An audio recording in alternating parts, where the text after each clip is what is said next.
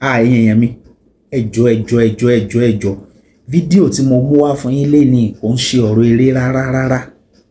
Ẹ bá mi pay attention kẹ́dẹ̀ farabalẹ̀ wò. 2025 ọdún tuntun yìí ní rógun ní rí wàhálà o ní rí problem o. Ẹ dẹ̀ bá mi share ẹ comment nǹkan tẹ́yin náà bá rí sí ọ̀rọ̀ yìí.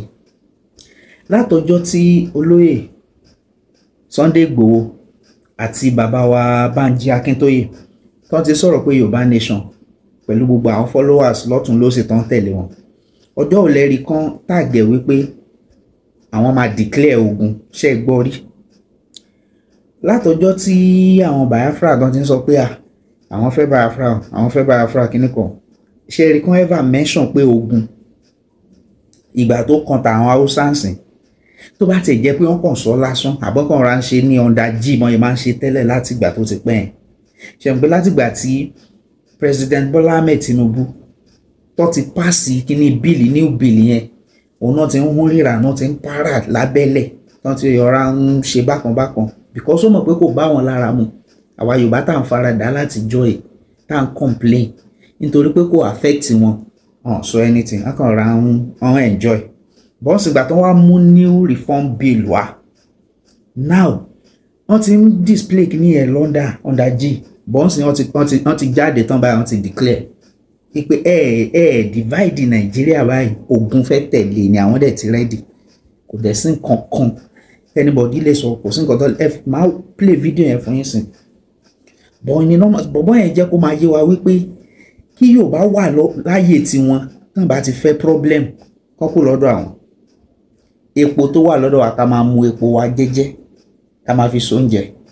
Ráìsì táwọn náà ní lọ́dọ̀ àwọn náà máa jẹ, wọ́n máa jẹ ẹ̀pà, àwọn dẹ̀ máa jẹ àgbàdo àwọn. Ẹ wo fídíò yìí ní agbára, but please kí n tó play fídíò yẹn fún yín, ẹ jẹ́ ká wo bí ọ̀rọ̀ Nàìjíríà yìí bó ṣe lọ àti ibi tó dé àti ibi tó tàbà dé báyìí sìn. Kí ni main reason? A ní láti gbéra wa, kí ni reason tó fi jẹ́ pé ọmọ Ìgbò kò lè lọ sí ilẹ̀ Haúsá kó gbé bẹ̀ pẹ̀lú rọrùn? Kí ni reason tí Yorùbá kò fi lè travel lọ sí àríwá lọ́dọ̀ àwọn mọ́là kó lọ gbé bẹ̀ pẹ̀lú ìsinmi pé ṣe bọ́ ọmọ ìyá náà pè wá, ṣe bí Nàìjíríà kan náà jọ pè wá? Kí ni reason tó fi jẹ́ pé ìsídà kan fogun lé kan bà dúkìá rẹ̀ jẹ́ tàbí kan gbẹ̀mí ẹ̀? A dẹ̀ ní àwọn neighboring country, for example bí Benin Republic, àwọn èèyàn wá ṣáà ń lọ bẹ̀ tó yẹ pé wọ́n ń wọbẹ̀ wọ́n ń jáde pẹ̀lú rọrùn, ibi tí òun ṣe country wọn o.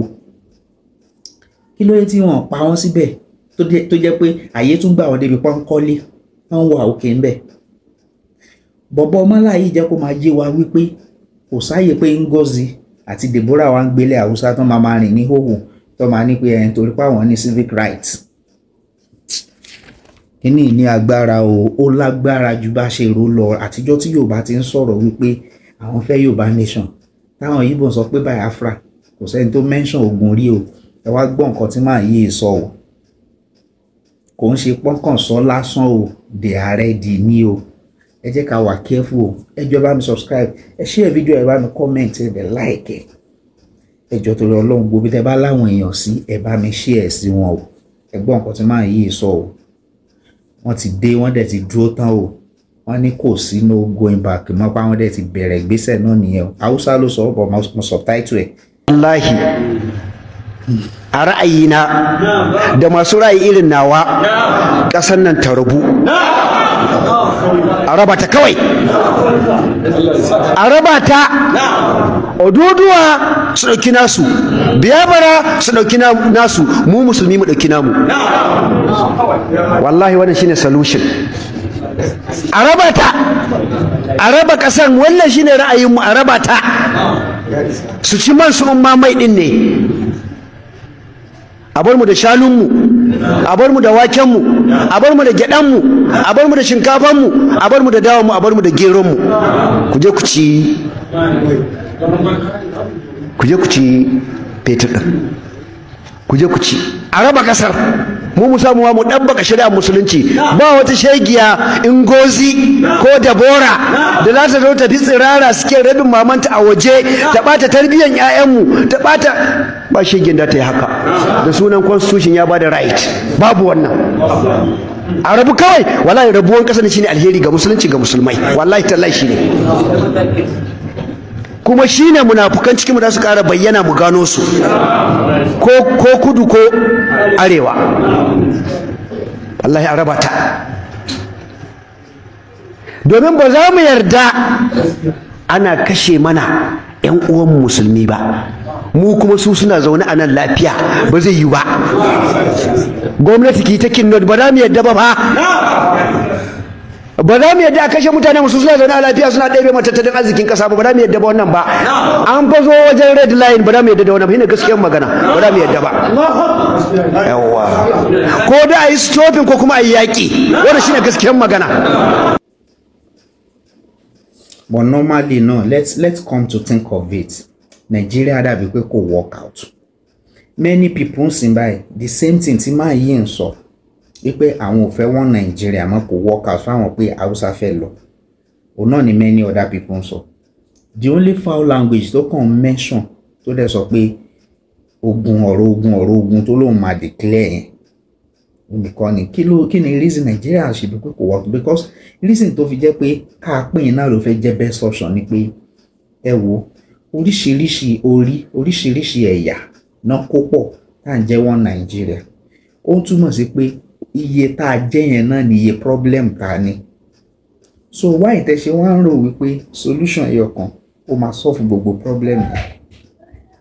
Kí ló dé táwùsá ò lọ àrùn tó ń ṣe wọ́n kàn lọ oògùn tó wà ní ọ̀dọ̀ wọn gẹ́gẹ́ bí oògùn bílẹ̀ wọn táwọn understand táwọn fọ́fàdà wọn ni kán lọ máa fi wọ àrùn wọn àti ṣe sí wọn àti àṣà àti culture wọn kán máa fi yanjú ọ̀rọ̀ ayé wọn. Kí Yorùbá náà ṣe bẹ́ẹ̀, ọmọ Odùduwà káwọn náà ṣe bẹ́ẹ̀. Wàhálà àti kùdìẹ̀kùdìẹ̀ tó bá wà lọ́dọ̀ Yorùbá wọ́n mọ̀gùn tí wọ́n máa lò sí náà. Káwọn Ìgbò náà fáìn wé wọn. So àwọn people ti jẹ́ kó yé wa wípé nínú ọ̀rọ̀ máa yìí ó ní pé kí àwọn Hausa àwọn Yorùbá wà láyé wọn, káwọn Ìgbò wà láyé wọn, káwọn táwọn jẹ́ Mùsùlùmí náà wà láyé wọn, pé ìdọ̀tí gan ni láti máa combine wa papọ̀. Even religion wise, it is better for them to stay on their own. So kò work out, I need different problem, ẹ dẹ̀ fẹ́ lo one solution sí. Are you getting it? So disintegration is, I think, is the best way, because with each new day ni different problem fit arise. So there where àwọn people won't find it difficult láti rí solutions. Tí Ìgbò bá dolórí lé ní báyìí ló tó dolórí nílẹ̀ tèmi tó mọ iye ìsìn báyìí, Yorùbá àti Hausa máa tako ni. Reason naturally it is bound to happen, because kò ń ṣe lẹ́yà wa, kò ń ṣe ọmọ ìyá wa, kò ń ṣe bí wa. Even tí tó bá yẹ pé ó ṣe àti mọ̀ pé kò sẹ́ni tó pé, even tó bá yẹ pé ó ṣe náà ó kù díẹ̀ káàtó náà, ó kàn kù díẹ̀ kò sí bó ṣe lè gbìyànjú tó náà a máa condemn ẹ̀ ni. The same thing báwọn mọ́là náà ṣe ń condemn Tinubu sìn, because ìgbà tó ṣòfin tó mọ̀ pé kò lè pay àwọn, wọ́n affect àwọn in one way or the other, wọ́n bẹ̀rẹ̀ sí ní para wọn mention ogun, wọ́n dìde ogun, wọ́n dẹ̀ ń ṣe gbogbo ìgbésẹ̀ gbogbo ọ̀nà tó ń lè rìn láti make sure wípé kíní ẹ̀ happen. Wọ́n aṣàánú, ẹ bá mi subscribe, ẹ comment ń tẹ́ ẹ rí sọ̀rọ̀ yìí, ẹ dẹ̀ bá mi like ẹ ṣé. God bless you, ẹ ṣé gan.